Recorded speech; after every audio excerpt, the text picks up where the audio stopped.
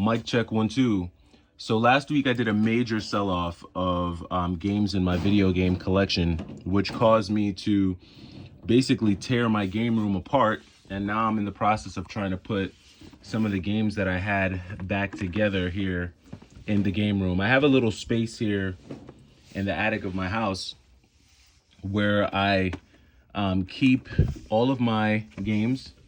And, I don't think I have a huge collection of games, especially when I look at some of the collections that I see online. I think my game room is pretty tame.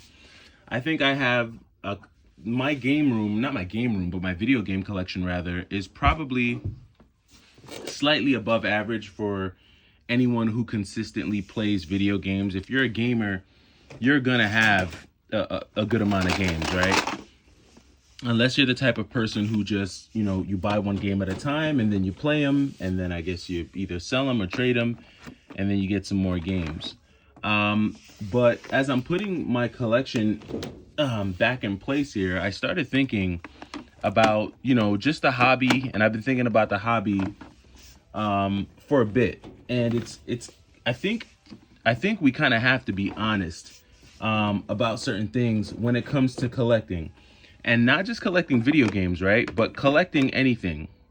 Here's one thing that I realized. During the pandemic, there was a premium on everything, right? Because there was so much free money floating around that a lot of collectible markets were inflated. And not just video games.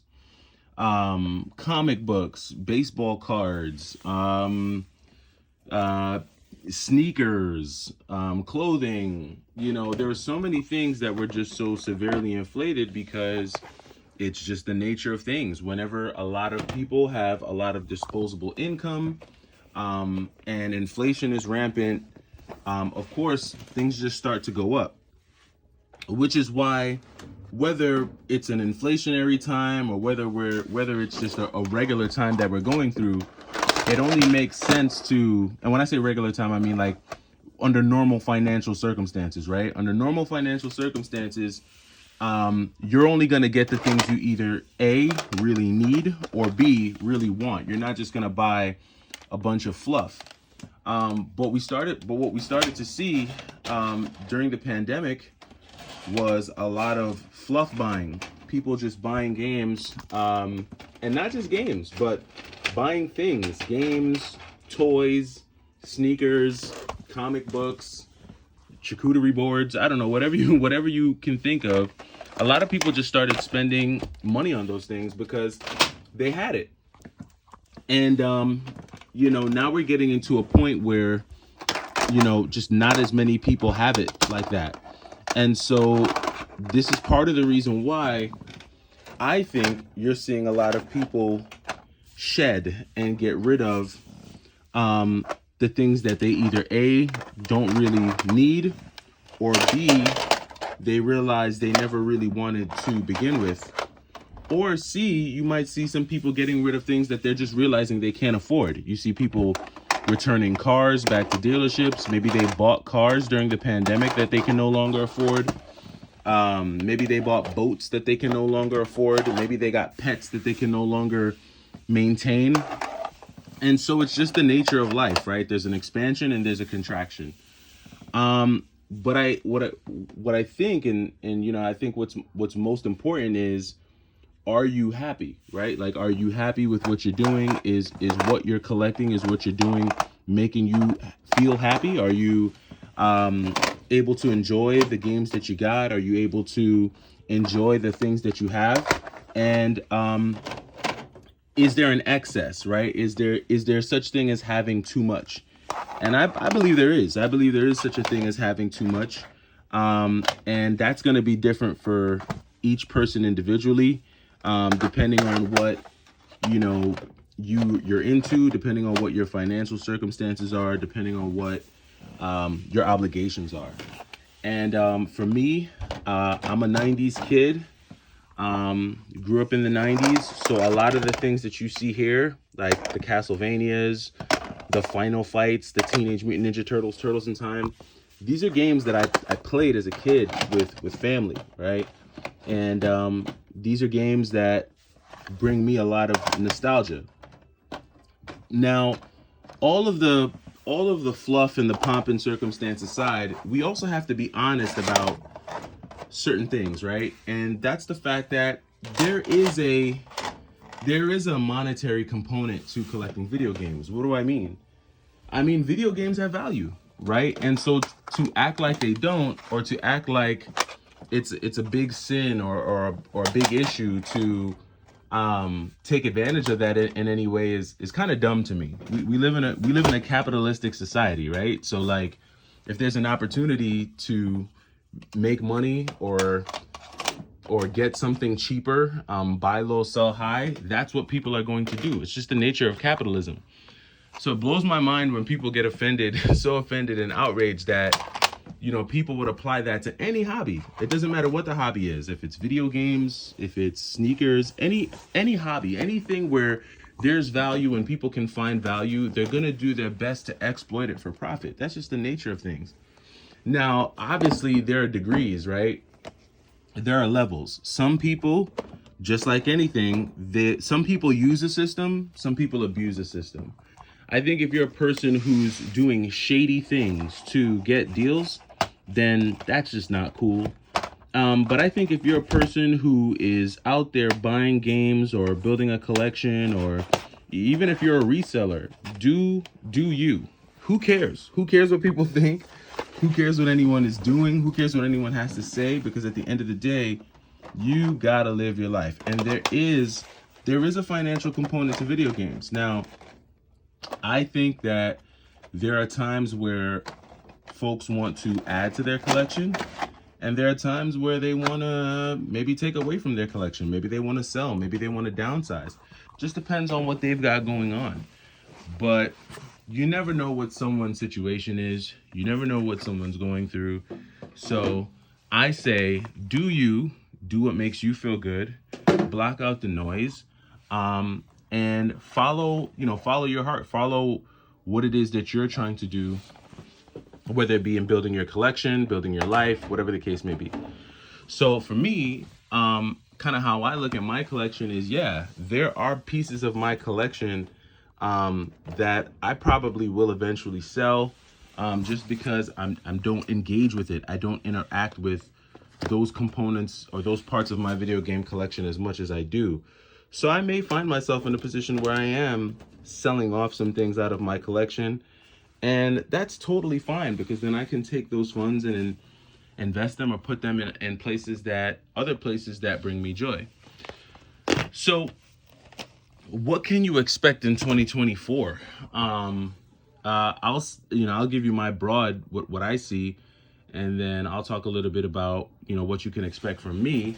But I won't do too much talking, because I will be dropping a video later on this afternoon, just catching everyone up on the channel, the fitness journey. I'll talk about some of the games that I'm playing and a few more elements that I've added into my more long form videos. But what I'm seeing is a lot of people purge their collections of the things that they probably are like, you know what, this might be fluff, or maybe I don't really want this, or you know what, I can buy this back at a later time. This isn't something that I necessarily want to keep in my collection.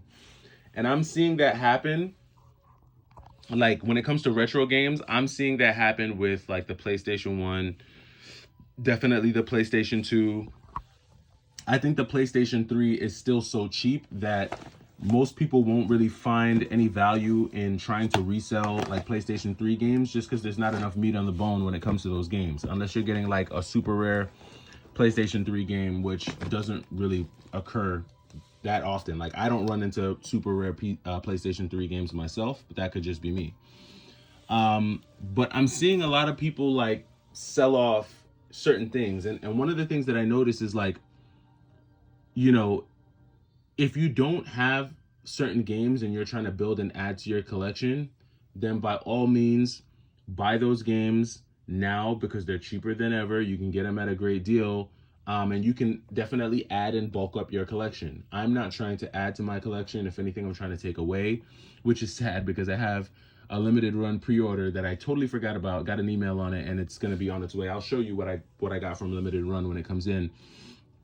But if you're someone who's trying to add to your collection, then by all means, yeah, go ahead, continue to buy, continue to go out there and source. But if you're buying things to try to resell, that's the part where I think folks are going to get stuck, because the folks don't have money like they do. Now, tax season is right around the corner, and when tax season comes with the refunds and stuff, people start spending again. So maybe we'll see a surge in retro collecting and collecting just in general for all kinds of products. But I think if you're like buying to resell, you're gonna have a tough time. I just saw a video from someone I have watched for a long time, and I never name drop on my channel, but I am gonna mention this dude just because I've watched his channels. I've watched his videos a lot, and that's Resell Wizard. I think Resell Wizard he finds some really cool stuff. He's a smaller channel, and I like watching his channel because, like me, he's also a smaller channel. And, he's out there getting it, right? He's out there going out there, buying great deals, buying amazing bundles. And he just did a video. He dropped a video not too long ago showing some of the games that he picked up in one of his more recent pickups. And he got a great deal. I think he paid $700 for what looked like 2 boxes worth of games. I think the bundle included like a Super Nintendo. I think it included maybe another console or so, but it was a really cool video. And there are a few comments under there with people just talking, different views. Some people said, oh, he paid too much. Some people said, oh, you got a great deal. I think he is gonna determine more than anyone else whether the deal was good or not for him, because he's gonna know how much those games mean to him. Now, as just an objective viewer of his pickup, there were some things that I noticed. What I noticed in his pickup was that a lot of the games in that bundle that was being sold, it's so funny. All of those PlayStation 2 and PlayStation 1 games, those were games that I initially sold when I started downsizing like a year or two ago. Because a big part of me kind of knew like RPGs would probably drop fastest. Just because RPGs, I think, are really meant for gamers. Like a casual gamer, like someone who doesn't play video games, isn't just going to pick up a copy of Tales of Destiny and start playing it. It's too slow paced. They have to learn the story and it's just too slow, you know what I mean, as a game. And I don't think that's something that a lot of people, like the casual gamer, is going to want to play. If you're a gamer's gamer, if you play video games, yeah, you're going to go ahead and try to get some really great RPGs. And that's what I noticed was being sold in his lot. It was basically 2 boxes full of just PlayStation 1 and 2 RPGs. I am not hating on RPGs at all, but as you can see, I'm not really an RPG guy. I go for the action, right? Now, I do have a couple RPGs in here, obviously Shadow Hearts, Suikoden 5, Forever Kingdom, but this is the bulk of what's left of my PlayStation 2 collection. And as you can see, most of it is just really action games. Crimson Tears, God Hand, Capcom versus SNK, Marvel vs. Capcom, Disaster Report, like beat 'em ups, things like that, right? Even with my Xbox 360 collection, right? Spider-Man, Azura's Wrath, that's a really great game. A Katana Kai, Lollipop Chainsaw. I think this is sealed. Is this sealed? Yeah, this is sealed. Lollipop Chainsaw, right? So these are the games that I'm into, the ones that I'm keeping in my collection for now. And who knows, I might wind up selling these too. But I'm saying all that to say that you can start to see that collectors in 2024, and not just in video games, like in everything, they're really trying to keep the cream of the crop. They're going to hold on to that and sell, what they feel is the fluff in their collection. And I'm not saying that Resell Wizard bought a bunch of fluff, because he nailed some sick RPGs. And if he is an RPG fan, which he sounds like he is, then he got an amazing deal. He got a steal. Now, if he's looking to resell a lot of that stuff, I don't really know how successful that will be, just because I don't really see a lot of those games really being for the casual gamer. I don't really see those being games that are like pick up and play type of games. But again, that could just be me. That's just my opinion. And I could just be saying that based on the types of games that I like. But regardless, in either way, you can clearly see with some of the pickups videos and some of the collecting videos and just some of the videos that you see where things are changing. And I often, whenever I see like pickup videos, they're exciting, but I'm more so interested in seeing what the person is selling. Like I want to know what the, like, for instance, in the case of Resell Wizard, my mind always thinks, okay, what else does that seller have that he's not selling, and why is he selling all of these types of games? That's what I think of when I see people, with these amazing pickups. Now, when I've seen other people, with pickup videos where they're just picking up banger after banger after banger, and if you're able to do that in your area, that's great. Hats off to you. Unfortunately, I'm not in an area where people are just giving away bangers. I live in a city full of hustlers. So we are going to hustle and hustle hard.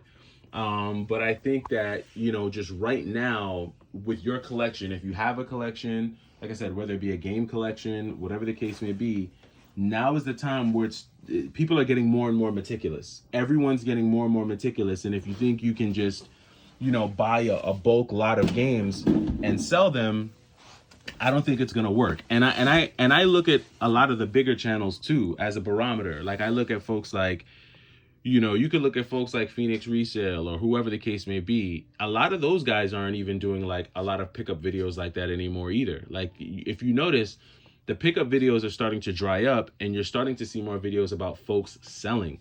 And to me, that's just an indicator that, not necessarily that the retro gaming market is dying. Of course not. I don't know if it'll ever die. But it's a bigger indicator that a lot of the fluff, a lot of the access is being weeded out and filtered out and sifted out. And people are downsizing and only keeping the games that they really, really want, and the games that make the most sense for them. And they're probably also thinking, okay, you know what? In certain cases, they're probably thinking, I'm going to sell this now, and if I really want it, I can always buy it back later. That might be the thought process there as well. For me, I know I have games in my collection. Oh, look at me trying to work with one hand while I hold the phone. I know I have games in my collection that I feel that way about, that it's like, you know what? I could sell this and buy it back later. Or I know that I have a lot of doubles because I would buy games for the same game on a couple systems. Here's an example, Hunt Down on the PS4.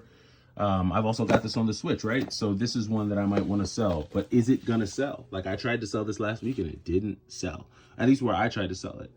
So it's a very interesting time. I'm gonna be talking more about this in a more cohesive manner in the video that I come out with later, but I'm just setting up for the new setup for the game room. I want to create a new backdrop, and I'm going to be doing a different format. 2024 is about experimenting for me with the channel. I want to try different video formats. I want to try different things, and see how the you kind folks who watch the channel respond. It is tough because I don't just play video games. I am a full-time dad. I have a full-time job, and I do a lot of things on the side. But this channel has always been therapeutic and cathartic in certain ways. So I always love jumping on here and sharing with you kind folks what's happening. So stay tuned. Got a really cool video coming out this afternoon. One that you'll want to grab a nice cold drink and some popcorn for, because it'll be a longer form video. I'm just kind of going over some stuff that I'm doing over here. So until then, stay tuned. Thanks for stopping by. I'm the Y2K Collector. I will see you in a little bit.